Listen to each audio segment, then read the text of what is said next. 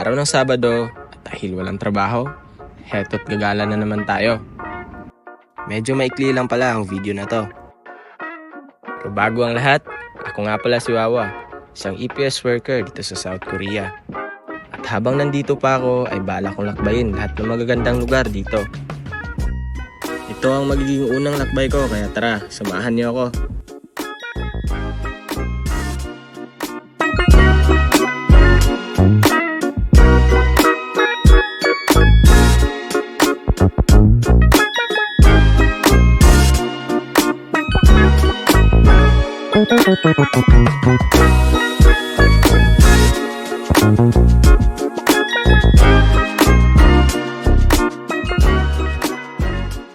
At nandito na nga tayo sa Namsanggol, Hanok Village.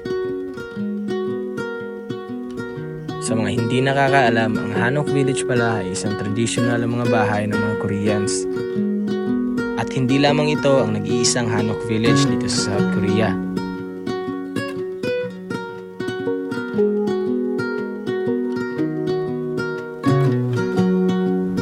Hindi ko talaga inaasahang makakapunta ako sa lugar na to. Napapanood ko lang naman kasi ito noon sa K-drama, pero ngayon, andito na ako. Napakaganda at napakaaliwalas ng lugar. Kagaya ng sinabi ko, maraming Hanok Village dito sa South Korea. Pero dito ang pinili kong puntahan dahil bukod sa kaunti lang ang tao, libre lang dito. Mai-enjoy mo talaga ang lugar dahil walang photo bombers. Pwede rin kayong maglaro dito ng mga traditional games nila.